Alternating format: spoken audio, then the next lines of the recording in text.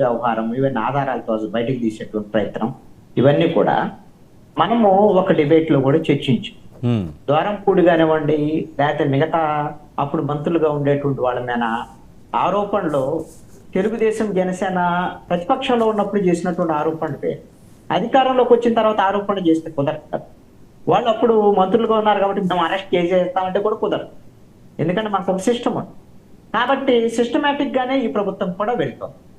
ఈ సిస్టమేటిక్ గా వెళ్ళేటువంటి క్రమంలో ఎవరెవరి మీద కేసులు పెడతారు, ఏమిటి, దాని ఆధారాలు ఏమిటి, ఇవన్నీ కూడా బహుశా ఇంకా 2-3 నెలల పాటు ఈ ప్రాసెస్ అంతా కొనసాగేదానికి అవకాశం. అయితే ఇప్పుడు వరకు ఏ ఒక్కరినైనా అరెస్ట్ చేశారా వాటికి సంబంధించినటువంటి దాంట్లో ఏం లేవండి, అరెస్టులు. కంగారు పడాల్సినటువంటి పెద్ద ఆందోళన అయితే లేదు. వైఎస్ఆర్ కాంగ్రెస్ పార్టీ కూడా వాళ్ళు కూడా సిస్టమేటిక్ ముందుకెళ్ళడానికి వాళ్ళు కూడా రెడీగా ఉన్నారు. వాళ్ళు ఫైటింగ్ సిద్ధంగానే ఉన్నారు. ఇప్పుడు పిన్నెల్లి రామకృష్ణారెడ్డి లాంటి మాచర్ల మాజీ ఎమ్మెల్యే అరెస్ట్ అనేటువంటిది అది ఎన్నికలకు సంబంధించినటువంటి ఘర్షణలకు సంబంధించినటువంటి కేసు. దానికన్నా ఈ వీటికి సంబంధం లేదు. అయితే మీరు ఒక అంశాన్ని గమనించండి. ఒక ప్రభుత్వం ఇప్పుడు అధికారంలోకి వచ్చినటువంటి ప్రభుత్వము గత ప్రభుత్వంలో చేసినటువంటి తప్పులకు సంబంధించినటువంటి విషయంలో మనల్ని మొత్తంగా నా తప్పులు తీసుకుంటా వెళ్ళి వాళ్ళలో అప్పుడు ఎవరైతే ప్రభుత్వంలో ఉన్నారో వాళ్ళందరూ మేము కేసులు పెట్టడం అనేది మొదలైతే, ఈ పద్ధతికి మొదలైతే ఏమైందంటే ఎవరు అధికారంలోకి వస్తే వాళ్ళు రాజకీయ ప్రత్యర్థుల మీద ఈ విధమైనటువంటి కేసులు పెట్టేటువంటి సంస్కృతి మొదలైంది. ఇది నేను తప్పు రైటేనా అనను. ఇప్పుడు ఆల్రెడీ ఇది వైఎస్ఆర్ కాంగ్రెస్ పార్టీ చేసిన దాన్ని వీళ్ళు ఇంకా పకడ్బందీగా ఇంకా ఎక్కువగా డబల్ త్రిబుల్లో చేయాలని వీళ్ళు ప్లాన్ చేసుకుంటున్నారు. ఎన్డీఏ వైఎస్ఆర్ కాంగ్రెస్ పార్టీ ప్రభుత్వం ఏం చేసింది? అచ్చెన్నాయుడు దగ్గర నుంచి, అదే విధంగా కొల్లూరు రవీందర్ దగ్గర నుంచి, చంద్రబాబు నాయుడు, నారా లోకేష్ వారు అప్పుడు గత ప్రభుత్వంలో చేసినటువంటి పొరపాట్లు, తప్పులు, వాటిల్లో కొన్ని అంశాలను తీసుకొని కేసులు పెట్టి చంద్రబాబు నాయుడు కూడా అరెస్ట్ చేసినటువంటి సందర్భం చూసాం. మరి ఏమైతే ఆ కేసులు నిలబడతాయా లేదని సెకండ్ ముందు అరెస్ట్ చేశారుగా. ఇప్పుడు కూడా ఇప్పుడు తెలుగుదేశం జనసేన బీజేపీ కూటమి ప్రభుత్వం ఏం చేస్తుంది?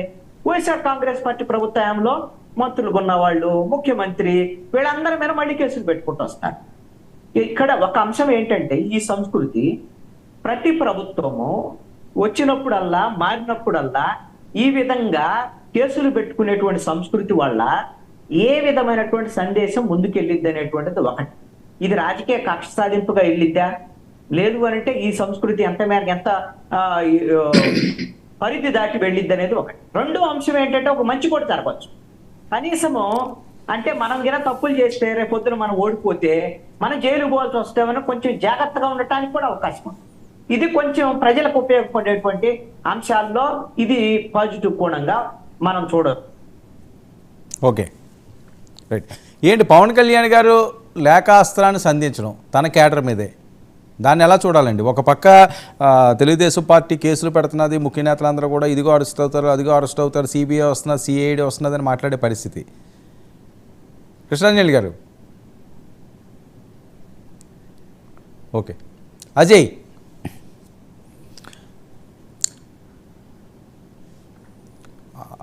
ఆంధ్రప్రదేశ్లో జరుగుతున్న పరిణామాలు చూస్తున్నాం. అంటే ఒక సజ్జల గారనే కాదు, పెద్దిరెడ్డి గారనే కాదు, కొడాలి నాని గారనే కాదు, చాలా అంశాలు. ఎందుకంటే గత ప్రభుత్వంలో వైఎస్ఆర్సీపీ హయాంలో జరిగిన సంఘటనలు అవి చాలా తారాస్థాయికి చేరినాయి. ఎవరిని కూడా వదిలిపెట్టే పరిస్థితి లేదు. ఆఖరికి చంద్రబాబు నాయుడు గారినే అరెస్ట్ చేసిన నేపథ్యం. ఓకే, తప్పు చేస్తే ఎవరు దానికి అతీతులు కాదు, అది ఎవరిని సమర్థించాల్సిన అవసరం లేదు. కానీ ప్రజలు అనుకున్నది ఏంటంటే తప్పు చేయలేదు, కక్ష సాధింపు చర్యల నేపథ్యంలో మాత్రమే ఇవి జరిగింది అన్నది వాళ్ళ మీద ప్రధానంగా ట్రోల్ అయిన అంశాలు. సో అదే ఈరోజు ఇంత దారుణమైన ఓటమికి కారణాలైన ఘటనలో ఇదొకటి సంఘటన. అంత ఈజీగా వీళ్ళు చేసిన పరిస్థితి ఏం కాదు ప్రజలేమిని. సో చాలా అంశాలు ఇది అంశం కూడా ఒకటి ముడిపడి ఉంది. అందుకని ఈ రకంగా అరెస్టులు అయ్యారు అని గతంలో అరెస్టులు చేయడం జరిగింది, ఇప్పుడు అరెస్టులు అవుతారు. సో అది ఎవరన్నా కావచ్చు, పెద్దిరెడ్డి గారు, వాళ్ళ టీం మీద సిబిఐ ఎంక్వైరీ కూడా అంటే ఇప్పుడు అధికారం ఉన్నప్పుడు దాన్ని ఎవరు ఆపలేరు. గతంలోనే అదే పరిస్థితి. మరొక వైపు ఎన్డీఏలో భాగస్వామిగా ఉన్నారు సిబిఐ కేసులకు సంబంధించి కూడా. ఓకే, వాళ్ళు పునీతులు, కడిగిన ముత్యం, ఇలా అయితే పర్వాలేదు, సేఫే. మనం తప్పు చేయకపోతే ఎవరైనా కావాలని మన మీద కక్ష సాధింపు చేయాలైనా లేకపోతే మనల్ని ఇరికించాలని చూసినా అది కొన్ని రోజులే, తాత్కాలికమే. సో అది బయటపడిపోతుంది, తెలిసిపోతుంది. అదేం దాచితే దాగేదేం కాదు. ఒక కొన్ని రోజులు ఇబ్బంది పడాలి, తర్వాత వాళ్ళ వైపే ప్రజలు ఉంటారు. కృష్ణాంజలి గారు అంటే వర్మ గారు నా మాట వినపడుతుందా? వినపడుతుందండి. ఇక్కడ ఒక అంశం ఏంటంటే సార్, మీరు చెప్పింది 100%. ఇప్పుడు ఈ విధమైనటువంటి కక్ష సాధింపు కింద ప్రజలు కింద భావించారనుకోండి, ఇప్పుడు తెలుగుదేశం, జనసేన, బీజేపీ ఓటమి గెలవటానికి, వైఎస్ఆర్ కాంగ్రెస్ పార్టీ ఓటమికి కూడా ప్రధానమైనటువంటి కారణంగా ఈ రోజున ఇది మీకు ఉపయోగపడింది చంద్రబాబు నాయుడు అరెస్ట్ వ్యవహారం అనేటువంటిది. అందుకనే రేపొద్దున జగన్మోహన్ రెడ్డి, అదే విధంగా మిగతా మంత్రులు, వీళ్ళ అరెస్టు, ఇవన్నీ వాళ్ళు తప్పు చేశారు కాబట్టి వాళ్ళు చేశారని చెప్పచ్చు. జగన్ ప్రభుత్వం ఏంటైనటువంటిది అప్పుడు తర్వాత విషయం. ఇది ఒక కక్ష సాధింపు కింద ప్రజలు చూసుకుంటారా లేదని. రెండవది, మీరు పవన్ కళ్యాణ్ ప్రస్తావన చేశారు, ఆయన లేఖకు సంబంధించినటువంటి అంశము. నేను అనుకుంటున్నాను పవన్ కళ్యాణ్ ఒకసారి గెలిచిన తర్వాత, ఆయన డిప్యూటీ సీఎం గా బాధ్యతలు తీసుకున్న తర్వాత ఎంతో బాధ్యతగా వ్యవహరిస్తున్నారండి. ఆయన ప్రతి మూమెంట్, ప్రతి మాట, ప్రతి కదలిక చాలా బాధ్యతగా వ్యవహరిస్తారు. నిన్న విడుదల చేసినటువంటి ఆ లేఖ, ప్రభుత్వం మీద విమర్శలు చేయొద్దు, అధికారుల మీద విమర్శలు చేయొద్దు. ఇవన్నీ ఎందుకు అనంటే, ఆల్రెడీ ప్రభుత్వంలో భాగస్వామిగా ఉన్నటువంటిది జనసేన పార్టీ. ప్రభుత్వంలో భాగస్వామిగా ఉన్నారు. 3 పార్టీల్లో కీలకమైనటువంటి బాధ్యతల్లో ముఖ్యమంత్రిగా చంద్రబాబు నాయుడు, డిప్యూటీ సీఎం గా పవన్ కళ్యాణ్ ఉన్నారు. అలాంటప్పుడు జన సైనికులకి ఏంటంటే 10 ఏళ్ల నుంచి వాళ్ళకైనటువంటి అలవాటు అయినటువంటిది పవన్ కళ్యాణ్ ట్రైన్ చేసినటువంటి అంశం ఏంటి? జనసేన పార్టీ ఎందుకు పుట్టింది? ప్రశ్నించడానికి పుట్టింది. పవన్ కళ్యాణ్ కూడా ప్రశ్నించడమే లక్ష్యంగా పనిచేశారు. కానీ ఇప్పుడు సమాధానం చెప్పేటువంటి స్టేజ్కి జనసేన పార్టీ వచ్చింది, ఆ బాధ్యతల్లోకి వచ్చింది. ఆ విషయం పవన్ కళ్యాణ్ గుర్తించారు. వాళ్ళ కార్యకర్తలు, వాళ్ళ నాయకులు కూడా ఎస్, మనం సమాధానం చెప్పేటువంటి స్థితిలో ఉన్నాం, ఇప్పుడు ప్రశ్నించడం కాదు, ఇప్పుడు బాధ్యతగా సమాధానం చెప్పాలి, ప్రజలకు సమాధానం చెప్పాలి, బాధ్యతగా పనిచేయాలి అనేటువంటి విషయాన్ని వాళ్ళ కార్యకర్తలు గుర్తించాలి. ఇప్పుడు వీళ్ళే విమర్శలు చేశారనుకోండి ప్రభుత్వం మీద, ఆల్రెడీ ప్రభుత్వం మీద లోపల ఉండేటువంటి వాళ్ళు విమర్శలు చేస్తే రేపు పొద్దున తెలుగుదేశంతోనూ బీజేపీతోనూ రాజకీయంగా విభేదాలు వచ్చేదానికి అవకాశాలు ఉన్నాయి. అందుకోసమని విమర్శలు చేయకూడదు. రెండవది, అధికారులకు సంబంధించినటువంటి విషయంలో కూడా గతంలో అధికారులు ప్రశ్నించడం, నిలదీయటం, ఇవన్నీ అలవాటు. ఇప్పుడు అధికారుల దగ్గర ఏం చేయాలి? ప్రజల తరఫున వెళ్ళి రిప్రజెంట్ చేయాలి. ఎస్, మేము జనసేన తరఫున ఇదిగోండి ప్రజల సమస్య ఇది ఉంది, మీరు వెళ్ళి ఈ సమస్య పరిష్కరించండి ఎంఆర్ఓ గారు, ఈ పరిష్కరించండి ఎండిఓ గారు, లేక కలెక్టర్ గారు అని వీళ్ళు ప్రతిపాదన చేసి ఆ సమస్యలు పరిష్కరించేటువంటి దిశగా జనసేన పార్టీ చేయాలి. అంతేగాని పోరాటం చేయడం, ప్రశ్నించడం కాదు అనేటువంటిది ఒక ఖచ్చితమైనటువంటి సూచన పవన్ కళ్యాణ్ చేశారు. ఇది మంచిది అనేటువంటిది నా అభిప్రాయం. Okay, Ajay. Good evening Varma గారు, మీకు ప్యానల్ ఉన్న పెద్దలకు కూడా. ఏంటి అజయ్, అంతా వైసీపీ ముఖ్య నేతలందరూ కూడా హై టెన్షన్లో ఉన్నారట, ముందస్తు బెయిల్కి వెళ్తున్నారట. మీరు ఎక్కడి నుంచి ఏ కేసులు పెడతారో, ఏం అరెస్టులు చేస్తారో, ఏం కక్ష సాధింపు చర్యలు చేపడతారో అని, ఇది మంచి పరిణామా? అంటే వర్మ గారు, ఒక విషయం అందరం కూడా గుర్తుపెట్టుకుందాం. మనం ఇక్కడ ఇప్పటిదాకా కేసులు పెడుతున్నాం, కొంతమంది అరెస్టులు అయ్యారు, లేకుంటే మేము కేసులు పెడతామని భయపడి ముందస్తు బెయిల్కి వెళ్తున్న వ్యక్తులు కూడా మనం చూసాం. సజ్జల రామకృష్ణారెడ్డి వ్యక్తులు, వీళ్ళందరినీ కూడా. ఇప్పుడు మొన్న జగన్మోహన్ రెడ్డి గారు కూడా రాజమండ్రి సెంట్రల్ జైలుకి వెళ్ళి పిన్నెల రామకృష్ణారెడ్డి గారిని పరామర్శించి వచ్చినట్టున్నాడు. ఇప్పుడు పిన్నెల రామకృష్ణారెడ్డి గారిని ఎందుకు అరెస్ట్ చేశారండి పోలీస్ యంత్రాంగం అంతా? ఆయన ఏమన్నా ఈరోజు ప్రభుత్వం మీద ఏమన్నా మాటలు మాట్లాడా, లేకుంటే సోషల్ మీడియాలో పోస్టులు పెట్టాడా, ఇంకేమన్నా దేనికి అరెస్ట్ చేశాం? ఆయన రాజ్యాంగబద్ధంగా నడవాల్సిన ఎన్నికల్ని రాజ్యాంగబద్ధంగా నడవనివ్వకుండా ఎన్నికల పోలింగ్ కేంద్రంలోకి వెళ్ళి ఈవీఎం బాక్స్ ను బద్దలో కొట్టాడు కాబట్టి దాని పరంగా అది శిక్ష కాబట్టి తీసుకెళ్లి అరెస్ట్ చేసి జైల్లో వేశారు. అది కక్ష సాధింపు ఎలా అవుతుంది? అది కక్ష సాధింపు అవ్వదు. ఈరోజు 14 మంది అరెస్ట్ అయ్యారన్నా సరే, ఈరోజు సజ్జల్ లాంటి వ్యక్తులు ముందస్తు బెయిల్కి వెళ్తున్నారన్నా సరే, ఈ కేసు దేని మీదండి? గతంలో జగన్మోహన్ రెడ్డి గారు ముఖ్యమంత్రిగా ఉన్నప్పుడు తెలుగుదేశం పార్టీ కేంద్ర కార్యాలయం మీద కొంతమంది రౌడీ మూకలు వెళ్లి దాడులు చేసి అందులో ఉన్న స్టాఫ్ ని ఇబ్బంది పెట్టి కొంతమందికి తలకాయలు పగలగొట్టి బీర్ బాటిళ్లు, రాళ్ళు, కారం, కర్రలు, రాడ్లు అన్ని తీసుకొని వెళ్ళి పార్టీ ఆఫీసులు మొత్తం ధ్వంసం చేస్తే ఆ రోజు మేము అనేక సార్లు జగన్మోహన్ రెడ్డి గారి ప్రభుత్వానికి, ఆ రోజు ఆయన కింద అధికారులుగా ఉన్న పోలీస్ యంత్రాంగానికి ఆ ఫుటేజ్లు ఇచ్చి, ఆ సీసీటీవీ ఫుటేజ్లు ఇచ్చి వీళ్ళు ఉన్నారు, పలానా వాళ్ళు ఉన్నారంటే ఎవరి మీద కూడా కేసు పెట్టలేదే. ఈ రోజు ఆ కేసును తిరగతోడాం. ఎందుకంటే జరిగిన తప్పుకి న్యాయం జరగాల, అలా వదిలేసుకుంటూ పోతే కరెక్ట్ కాదు కదా వర్మ గారు. ఈ రోజు ఆ ఆఫీస్ మీదకి ఎవరైతే దాడులకు వెళ్ళారో, ఆ దాడులు చేయమని ఎవరైతే చెప్పారో, ఈ దాడులకు స్కెచ్ ఎక్కడైతే జరిగిందో, దీనికి వ్యూహరచన ఎక్కడైతే చేశారో వాళ్ళందరినీ కూడా వెలుగులోకి తీసుకొచ్చి వాళ్ళ మీద కేసులు పెట్టి వాళ్ళని కదా మేము అరెస్టులు చేస్తుంది. ఈ రోజు ఇందులో కక్ష సాధింపు చర్యలు, లేకుంటే మేము కక్ష సాధింపుగా ఎవరి మీద దాడులు చేయడానికి వెళ్తున్నాం. ఈ రోజు జోగి రమేష్ గారు కూడా ఏదో భయపడి దాక్కున్నాడు అనేది నేను కొన్ని సామాజిక మాధ్యమాల్లో చూశాను. ఎందుకంటే భయపడి దాక్కోవాల్సిన అవసరం ఏముంది? ఈ రోజు నిజంగా ఆయన పోలీస్ యంత్రాంగం పట్టుకుంటే ఆయనకు ఒక మీడియా ఉంది, ఆయనకి జగన్మోహన్ రెడ్డి గారి వెనక ఒక బలం, ఒక అండా దండ ఉంది.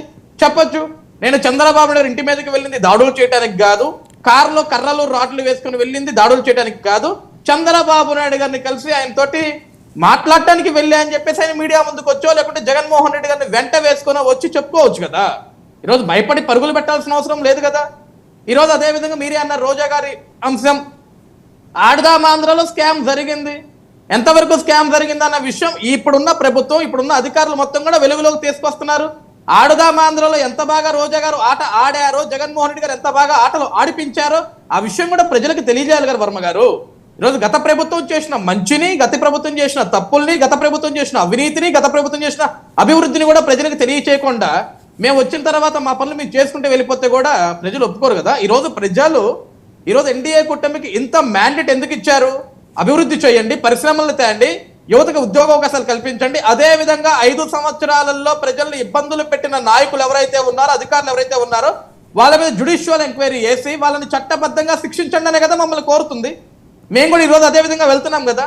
ఈరోజు గౌరవ ఉప ముఖ్యమంత్రి పవన్ కళ్యాణ్ గారు, డిప్యూటీ సీఎం గారు ఒక లేఖ రాశారు. దేనికి రాశారు? ఎవ్వరు కూడా హద్దులు మీరొద్దు, ఎవ్వరు కూడా విచక్షణ రహితంగా మీరు పోస్టులు పెట్టొద్దు, పెడితే నేను తనామానాంచడం మీ మీద కూడా యాక్షన్ తీసుకుంటా. అంటే అర్థం ఏంటి? ఈరోజు ఒక బాధ్యత గల నాయకుడు చేస్తున్న పని అది. కానీ గడిచిన 5 సంవత్సరాల్లో వైసీపీ పార్టీకి సంబంధించిన వ్యక్తులందరూ కూడా సామాజిక మాధ్యమాల్లో కావచ్చు, ఈవెన్ మాజీ మంత్రులైన కొడాల నాని కావచ్చు, ఆర్కే రోజా గారు కావచ్చు, అంబటి రాంబాబు కావచ్చు, అనిల్ కుమార్ యాదవ్ కావచ్చు, ఇలాంటి ఎంతమంది, ద్వారంపూడి చంద్రశేఖర్ కావచ్చు, ఎంతమంది అమ్మ ఆలి భాషలు మాట్లాడితే ఏ రోజన్నా సరే ముఖ్యమంత్రి స్థాయిలో ఉన్న జగన్మోహన్ రెడ్డి ఈ విధంగా మీరు మాట్లాడే విధానం కరెక్ట్ కాదయా, ప్రజలు మనల్ని చూస్తున్నారు, ప్రజలకు మనకు ఒక 151 మ్యాండేట్ ఇచ్చారు, ఇది పద్ధతి కాదని రోజున చెప్పాడా? చెప్పలేదు కదా. కానీ ఈరోజు పవన్ కళ్యాణ్ గారు కానీ, చంద్రబాబు నాయుడు గారు కానీ, లోకేష్ గారు కానీ, ఈరోజు బీజేపీ నాయకులు కానీ ఏం మాట్లాడుతున్నారు? మనకి ప్రజలు ఇచ్చింది మ్యాండేట్ మంచి చేయడానికి, బూతులు తిట్టడానికి కాదు, విమర్శలు చేయడానికి కాదు, తప్పు చేసిన వాడిని చట్టబద్ధంగా శిక్షిస్తాం, మీరెవరు అధైర్యపడుతూ కంగారు పడుతున్నాయి కదా మాకు చెప్తుంది. మేము అదే విధంగా గారు ముందుకు వెళ్ళేది. ఈరోజు వర్మ గారు క్రిస్టల్ క్లియర్ గా మా దగ్గర ఇప్పటికీ ఒకటే ఉంది, అధికారం వచ్చి 4 రోజులు కూడా కావలేదు వర్మ గారు ఇంకా. కానీ ఈరోజు అంబటి రాంబాబు లాంటి వ్యక్తులు కానీ, ఈరోజు వైసీపీలో నాయకులు కొంతమంది, ఊరు పేరుల నాయకులు కూడా కొంతమంది బయటకు వచ్చి ఏం మాట్లాడుతున్నారండి? ఏం చేసేసారు ఈ 4 రోజుల్లో మీరు అంటే, సార్ పొద్దున తాళి కట్టి సాయంత్రానికి బిడ్డలు పుట్టాలంటే కాని పని సార్ ఇది. పొద్దునే తాళి కట్టి సాయంత్రానికి డెలివరీ అవ్వాలా, బిడ్డలు పుట్టాలంటే ఏడవుతుంది సార్. ఈరోజు ఈ 4 రోజుల్లో చంద్రబాబు నాయుడు గారు ఆంధ్రప్రదేశ్ రాష్ట్రానికి ఎంత చేయాలంత చేసుకుంటూ వచ్చారు, పవన్ కళ్యాణ్ గారు ఆయన ఎంత చేయాలంత చేసుకుంటూ వచ్చారు, బీజేపీ మాకు ఎంత సపోర్ట్ చేయాలంత చేసుకుంటూ వస్తుంది, ప్రతిదీ ప్రజానికానికి అర్థమవుతుంది. ఈ రోజు ఆంధ్రప్రదేశ్ రాష్ట్ర వ్యాప్తంగా వైసీపీ ఏం చేస్తుంది వర్మ గారు? ఇసుక మీద ఒక విపరీతమైన ఫేక్ ప్రపగండా రాష్ట్రం అంతా తిప్పుతున్నారు. ఉచితంగా ఇసుకిస్తా అని చెప్పేసి ఈ రోజు ఛార్జీలు వసూలు చేస్తున్నారు అని. మేము ఈ రోజు వైసీపీ ఒకటే వర్మ గారు, వైసీపీ నాయకులందరికీ ఈవెన్ జగన్మోహన్ రెడ్డి గారితో సహా మీకు ఇసుక అవసరం ఉంటే మీరే నేరుగా ఎద్దుల బండిలో, ట్రాక్టర్లో, లారీలో తీసుకుని ఇసుక ర్యాంపుకు వెళ్ళండి. అక్కడ మీకు కూలీలు దొరకపోయినా, లేకుంటే ఈ మిషన్లు దొరకపోయినా సరే మీరే చేత్తో వేసుకుంటారో, తట్టలతో వేసుకుంటారో, చిలక పారాలు తీసుకొని తవ్వుకుంటారో, ఎన్ని టన్నులు ఇసుక కావాలంటే అన్ని టన్నులు ఇసుక తోలుకోండి. మేమేం అడ్డుకోలేదు కదా, మేము దానికేం ఛార్జీలు వేయట్లేదు కదా. ఈ రోజు ఇసుక రీచ్ నుంచి స్టాక్ పాయింట్ కి తీసుకొచ్చిన ఇసుకకి రవాణా ఛార్జ్ అవుతుంది. ఆ రవాణా ఛార్జ్ ఎన్ని కిలోమీటర్లు అయితే ఉంటుందో అన్ని కిలోమీటర్లది అది కూడా డిజిటల్ పేమెంట్ చేపిస్తున్నాం. అది పద్ధతి గల ప్రభుత్వం ఈ రోజు చేస్తుంది. కానీ వీళ్ళు విష ప్రచారం తప్ప ఇంకేమైనా ఉందా? ఓకే ఓకే మీరే చెప్పండి వర్మ గారు. Okay right. ఓకే, మనతో పాటుగా అరుణ కూడా జాయిన్ అయ్యారు, రాయపట్టి. అరుణ గారు సార్ మీకు ప్యానెల్లో ఉన్న పెద్దలకి వీక్షకులకి నమస్కారం సార్. అరుణ గారు ఏంటి ప్రతిపక్షంలో ఉన్నప్పుడు మామూలుగా లేఖలు అవి రాస్తుంటారు, ఇలా చేయండి అలా చేయండి అని. అధికారంలోకి వచ్చి ఉప ముఖ్యమంత్రి హోదాలో ఉండగా కూడా పవన్ కళ్యాణ్ గారు లేఖాస్త్రాన్ని మీ కేడర్ మీద సంధించడం, హద్దు దాటొద్దు, హద్దు మేరొద్దు, పార్టీల మీద, ప్రభుత్వాన్ని కానీ లేకపోతే అందులో ఉన్న అధికారులు కానీ ఒక మాట కూడా అనొద్దని. మరొక వైపు పెద్ద ఎత్తున కేసులు బుక్ అవుతున్నాయట, సజ్జల గారితో సహా ముందస్తు బెయిల్కి ట్రై చేస్తున్నారట, ఎప్పుడన్నా ఏ టైంలో అన్నా అరెస్ట్ కావచ్చు అని చెప్పి అక్కడి నుంచి వినిపిస్తుంటే ఇక్కడి నుంచి ఈ లేఖలు రాయడం. సార్ మొదటగా లేఖల విషయానికి వస్తే ఏ పార్టీలో అయినా సరే అధినాయకత్వానికి క్యాడర్కి మధ్య సమన్వయం ఉండడం అనేది ముఖ్యమైన అంశం. అధినాయకత్వం పూర్తిగా ఇవాళ మనకి ప్రజలు మనల్ని నమ్మి మ్యాండేట్ ఇచ్చారు భారీగా. ఈ నమ్మకాన్ని మనం నిలబెట్టుకోవాలంటే ఖచ్చితంగా ప్రభుత్వ పనితీరు అనేది ప్రజల్లోకి వెళ్లేలాగా మనం అంత పాజిటివ్ రెస్పాన్స్ వచ్చేలాగా చేసి తీరాల్సిందే. అంత చేయాలి అంటే మనకు ప్రతి శాఖ మీద పట్టుండాలి. అలాగే ప్రతి శాఖ మీద పూర్తిగా కూలంకుషంగా ప్రతి దాని మీద అవగాహన, పరిశీలన అవసరం. కాబట్టి వాటి మీద మనం దృష్టి సారించి ముందు ప్రజల మనల్ని పొందడానికి ప్రయత్నం చేయాలి అనేది ప్రత్యేకించి మా పార్టీ నుంచి మా అధిష్టానం తీసుకున్న డెసిషన్. ప్రస్తుతం పవన్ కళ్యాణ్ గారు ఒక ఉప ముఖ్యమంత్రిగా, అలాగే 5 శాఖలకు సంబంధించినటువంటి మంత్రివర్యులుగా ఆయన శాఖల మీద విస్తృతమైనటువంటి పరిశీలన చేస్తూ దానికి సంబంధించి ఏ విధంగా ముందుకెళ్ళాలి, ఆ శాఖల్లో ఎలాంటి అభివృద్ధి అనేది మనం చేసి చూపించాలి, ఆ శాఖలు ఇప్పటి వరకు ఖాళీ చేసిన నిధుల్ని ఎలా రికవర్ చేయాలి, ఎక్కడ సంపద సృష్టి చేయాలి, దాని మూలంగా ప్రజలకు ఏ విధంగా మనం ఉపయోగపడాలి దాని మీద పూర్తిగా ఆయన శ్రద్ధ పెట్టి దాని మీద పనిచేస్తూ ఉన్నారు.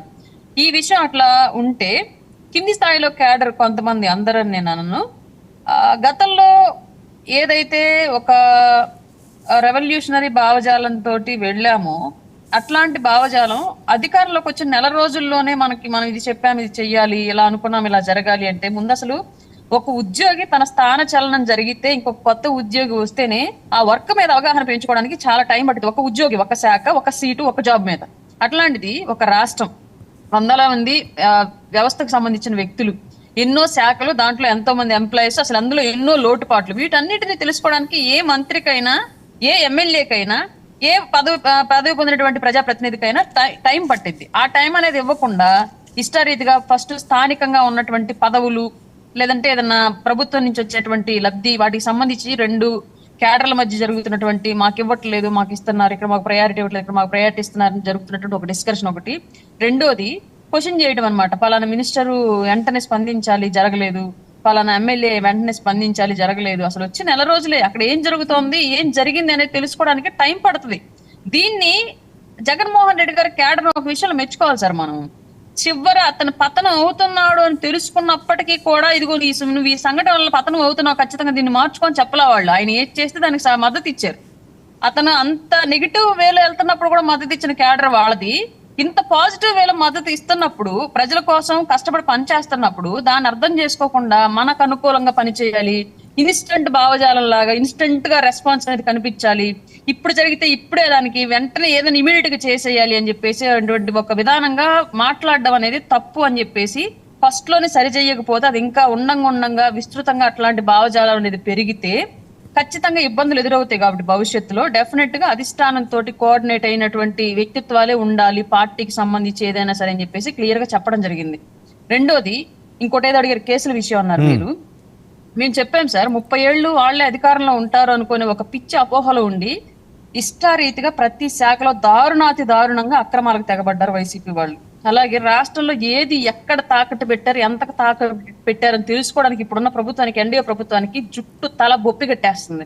విజయవాడలోనే ఎన్నో ప్లేసులు తాకట్లో పెట్టారన్న విషయం ఇప్పుడు ప్రభుత్వంలోకి వచ్చిన తర్వాత కానీ తెలియదు. అంతకుముందు మనకి ఎవరికి తెలియదు. అంటే చీకట్లో జీవోలు పెట్టారు కాబట్టి ఏ జీవో ప్రకారం ఏ ఆస్తి ఎవరి దగ్గర తాకట్టు పెట్టారు, ఏది అమ్మకానికి పెట్టారు అన్న విషయం బయటికి రాల. ఇవాళ ప్రభుత్వం చేజిక్కించుకున్నాక ఒక్కొక్కటి తవ్వుతుంటే అసలు ఎంత అప్పు తేల్చారు అన్నది తెలియనంత పరిస్థితి వాళ్ళు ఉంది. నిజంగానే చంద్రబాబు నాయుడు గారికి, పవన్ కళ్యాణ్ గారికి అసలు ఒక రకమైనటువంటి అయోమయం క్రియేట్ అవుతుంది. ఎంత అప్పులు ఎందుకు చేశారు, ఎలా చేశారు, దీన్ని ఎలా సాధ్యమైంది, దీన్ని ఎలా తీర్చాలి, ఏం చేయాలి, ఇప్పుడు అసలు ఆ ప్రాపర్టీని వదిలేసుకోవాలా లేదంటే తీర్చాలా, తీరిస్తే వచ్చి దాని ప్రాపర్టీ తర్వాత మన చేతికి వచ్చిన తర్వాత దాని మీద వచ్చే ఆదాయాన్ని ఏ విధంగా క్యాలిక్యులేట్ చేసుకోవాలి, తీర్చడానికి అయ్యే డబ్బులే ఎక్కువ అవుతాయా, లేదంటే అది వచ్చిన తర్వాత మన చేతికి వచ్చే ఆదాయం ఎక్కువ వచ్చింది, దాన్ని కంపారిజన్ చేసుకోవడానికి వాళ్ళకి అసలు చాలా టైం పడుతుంది. ఇట్లాంటి సిచ్యువేషన్ క్రియేట్ చేసి రకరకాలుగా అన్ని రకాల ఇసుకలో కానివ్వండి, మద్యంలో కానివ్వండి, మైనింగ్ లో కానివ్వండి, ఎర్రచందనం దోపిడీలో కానివ్వండి, రకరకాల అవినీతికి పాల్పడ్డారు. కారణం ఒక్కటే, ఉచిత పథకాలు ఇస్తున్నాము, పథకాలకు మోసపోయిన జనాలు మనల్ని 30 ఏళ్ళు నాయకులుగా ఉంచుతారనేటువంటి ఒకే ఒక్క అపోహలో ఉండి ఇన్ని దారుణాలకు తెగబడ్డారు. కానీ ఇవాళ ప్రజలు సీన్ రివర్స్ చేశారు. మీరు ఎన్ని పథకాలు ఇచ్చినా మీరు చేసిన అవినీతిని, అక్రమాలని మేము పసిగట్టేశామని చెప్పేసి ఎన్డీఏ కూటమికి భారీ మ్యాండేట్ ఇచ్చారు. ఇప్పుడు అధికారంలోకి వచ్చిన తర్వాత మా డ్యూటీ మేము చేయాలి సార్. వాళ్ళ మీద కక్ష సాధింపులు గట్రా ఏం చేయాల్సిన అవసరం మాకు లేదు.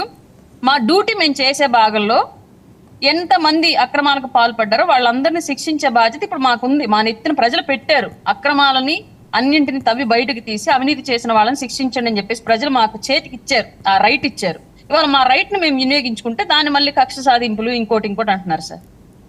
ఓకే, అంటే ఒక విషయం మహిళల మీద అవనియండి, లేకపోతే దాడుల అంశం అవనియండి, చాలా దారుణంగా పెరిగిపోయింది 1 monthలోనే అని. అలాగే నంద్యాల అంశం, ఆ పసిపాపం మీద కూడా మైనర్లు చేసే అత్యాచారం, ఇవన్నీ కూడా మీ వైఫల్యాలని చెప్పి మాట్లాడే పరిస్థితి. సార్ గతంలో ఇప్పుడు ఎప్పుడైనా సరే క్రైమ్ జరిగింది అంటే నాయకుల తప్పిదం అని చెప్పేసి ఒక మాట ఉంటది. డెఫినెట్ నాయకుల తప్పిదం ఎక్కడ అంటే, నేరం పసిగట్టడంలో జాప్యం చేస్తే అది నాయకుల తప్పిదం ఒకటి. 2, నేరం పసిగట్టిన తర్వాత కూడా నేరస్తులు తెలిసిన తర్వాత కూడా ఉదాసీనంగా వ్యవహరించి శిక్షించకపోతే అది కూడా నాయకుల తప్పే. ఈ 2 తప్పులు ప్రస్తుతానికి మా ప్రభుత్వం చెయ్యట్లా.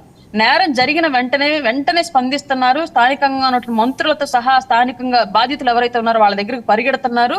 అలాగే పోలీస్ యంత్రాంగంతో పరిగెట్టించేలాగా చేసి దోషులు ఎవరో వెంటనే కనిపెట్టేలాగా చేస్తున్నారు. దోషులకు కూడా శిక్ష పడేలాగా చేస్తారు. ఇందులో ఎలాంటి సందేహాలకి తావు లేదు. ఎవరికి ఎలాంటి అవకతవకలకి అవకాశమే లేదు. ఈ 2 విషయాల్లో గనక జాప్యం జరిగితే అది ఖచ్చితంగా నాయకులు తప్పే. మా నాయకులు అట్లా తప్పు చేయట్లేదు. 2 రాష్ట్రాల్లో జరిగినటువంటి ప్రతి ఇన్సిడెంట్ లోనూ హోమ్ మినిస్టర్ వంగలపూడి అనిత గారు ఇమీడియట్ గా పరిగెడుతున్నారు. ఆవిడ ఎక్కడున్న సమస్య సరే అక్కడికి వెళ్ళిపోతున్నారు. పోలీస్ యంత్రాంగాన్ని వెంటనే ఆదేశిస్తున్నారు. ముఖ్యమంత్రి గారి యొక్క ఆదేశాలు తీసుకొని వెంటనే వాళ్ళకి కావాల్సినటువంటి యంత్రాంగాన్ని అంతా అప్పచెప్పి ఎవరు దోషులు అయితే ఉన్నారో వాళ్ళని వెంటనే పట్టుకుంటున్నారు. కానీ ఇక్కడ సమస్య ఏంటి అంటే, సొసైటీలో ఎప్పటి నుంచో ఒక రకమైనటువంటి ఈ నేరపూరితమైన వ్యవహార శైలి అనేది ఈ గంజాయి, డ్రగ్స్, ఈ మద్యం వీటన్నింటి మీద ఆధారపడి ఉంది. అలాగే చిన్న వయసులోనే జాబ్లు లేక లేదంటే తల్లిదండ్రులకు దూరంగా ఉంటూ ఇట్లాంటి సిచ్యువేషన్స్ అన్ని క్రియేట్ అయ్యి పిల్లల మనస్తత్వం అనేది ఒక రకమైన క్రూయల్ గా తయారవుతుంది. వీటన్నిటిని కట్టడి చేస్తే ఈ చిన్న వయసులో దారుణాలు జరగకుండా, పెద్ద వయసులో అయినా సరే ఇట్లాంటి అవినీతి నేరాలు అనేవి జరగకుండా అడ్డుకట్ట వేయడానికి ఈ గంజాయి, డ్రగ్స్ అనే వాటిని పూర్తిగా అరికట్టగలిగితే ఖచ్చితంగా చాలా వరకు నేరాలను ఆపొచ్చు. దాని మీదే ప్రస్తుతం మా ప్రభుత్వం వర్క్ చేస్తుంది. గంజాయి, డ్రగ్స్ అనేవి రాష్ట్రంలో అసలు ఎక్కడ కనిపించకుండా తరిమేయాలన్నటువంటి ఒక ప్రాజెక్ట్ ని చేపట్టి దాని మీద వర్క్ చేస్తున్నారు సార్. తొందరలోనే ఆ రిజల్ట్ అనేది కూడా క్లియర్ గా రాష్ట్ర ప్రజలకు కనిపించింది. ఓకే, లక్ష్మణ్ సార్ ఒక్క మాట సార్, నాది చిన్న మాట. లక్ష్మణ్ అన్న గారికి, లక్ష్మణ్ అన్నయ్య, ఎందుకు మీరు గత ప్రభుత్వంలో మిగతా అధికార ప్రతినిధులంతా ప్రజల ఆస్తులంతా వాళ్ళు తినేసి వెళ్ళిపోతే మీరు చివరి ఆఖరులో వెళ్ళి మీరెందుకు ఇప్పుడు వచ్చి పాపం జనం తిట్లు అంటున్నారు? నాకు నిజంగా చెల్లిగా బాధేస్తుంది మిమ్మల్ని. మీరు ఒక్కరు తప్ప ఇంకెవరు డిఫెండ్ చేయట్లేదు వాళ్ళని. అసలు ఎక్కడ చూసినా మీరే కనిపిస్తున్నారు. తిండి ప్రజల ఆస్తులన్నీ వాళ్ళకను, ఇప్పుడు తిట్లన్నీ మీకు. ఎందుకు మీకు ఈ శ్రమ నాకు అర్థం కావట్లేదు.